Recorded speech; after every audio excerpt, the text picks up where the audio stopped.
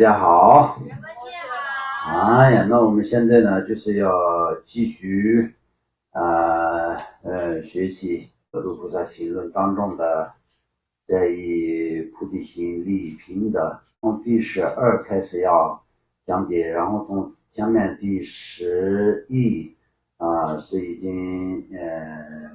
上里边呢讲解圆满了。那么11的部分呢，讲到的就是主要是任何一个人想要获得圆满解脱的一个人来说的话，那就必须得要发菩提心，没有比菩提心更为殊胜的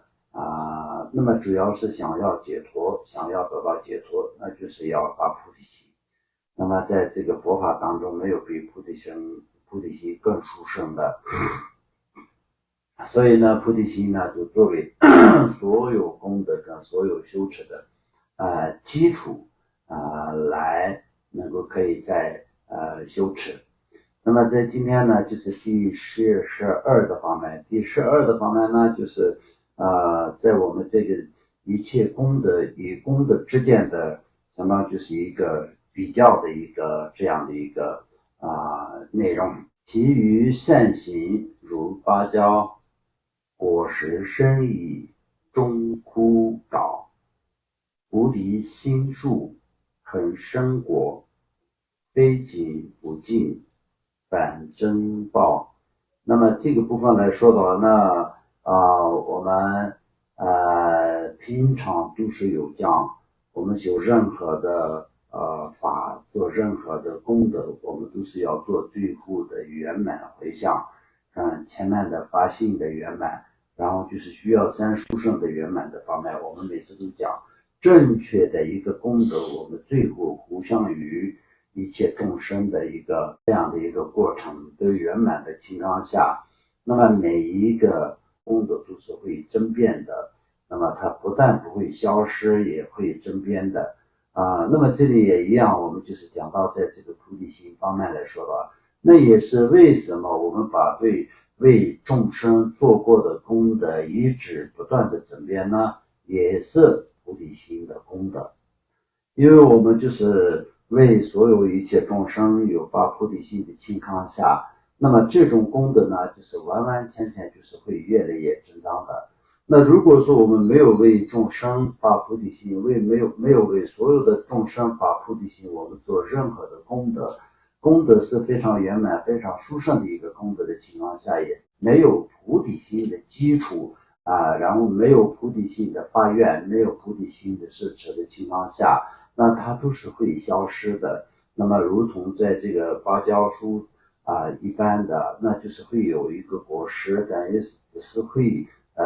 产一次的那个果实，然后就不会再继续产，就像这样的。那么在像如意树一样，或者是有一些的树呢，就是在经常会产果实，永远都是不会用完，永远不会间断的那种的。这两个的比较，那我们就是从这个所有的那个修持佛法的功德当中来说的话，只要有菩提心的功德来说的话，那就是永远都是不会消失，以外呢就是会越来越增加的，越来越增长的。所以呢就是跟其他的任何功德没有办法比较的。那这里就是说讲的就是任何功德的意思来说的话，就像我们修持恶的佛教的这个84000多种的法门呢，就是他把它就是视为就4种不同的层次，相当就是一个人天乘跟罗汉乘，然后菩萨乘，就是以这样的就是大乘、罗汉乘，还有独觉乘，还有菩萨乘，以这样的4种过程当中，那比如说我们今天就是在人天乘的一个这样的发愿，那么做了多少的功德做了多少的那个修持，全部都是如同在这个芭蕉树一样的，你获得一次的人或者是天的果位，或者获得一次的这个光以后，那也是会用完的。那么比如说这一次我们做人也是相当就是过去有了一个福报，所以我们就再次获得了一个人生。但是这个人生的这个获得人生的这个福报，我们可以看今天在这个世界上的有些人呢，就是很有实践的福报，但是呢，今生他也没有什么善与恶的那种分别，更没有什么因果的概念，也没有要修什么功德的这样的一个人来说的话，那么他的福报就是只有这一次而已。那如果我们就是有些人来说的，虽然这一生当中从实践的角度、实践的福报的角度来说的话，就没有办法看得出来有多么大的那个福报的一个这样的一个国报的样子，但是呢，实际上他内心里面就是很有善与恶的这个分别念，然后就是有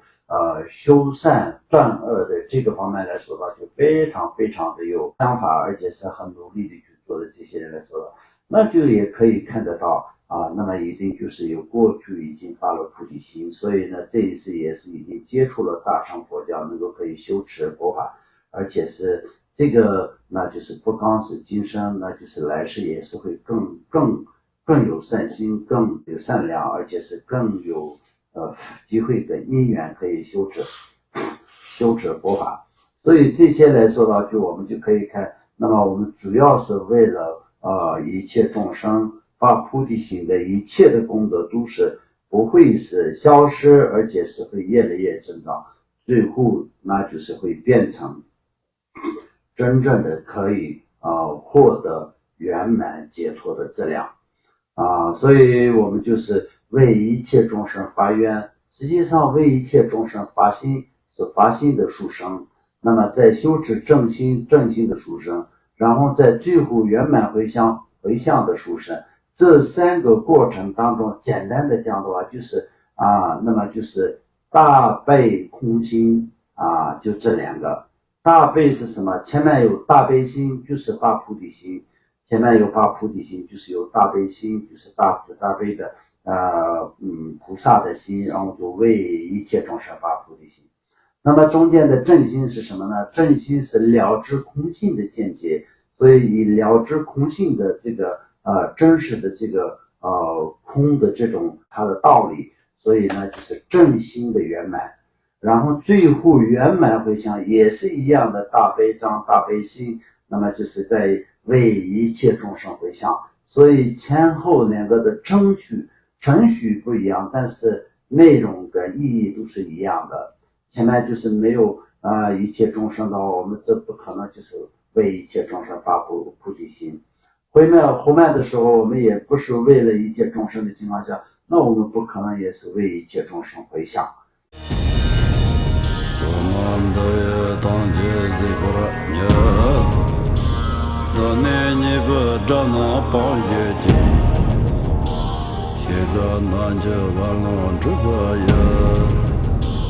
自本作人着空着我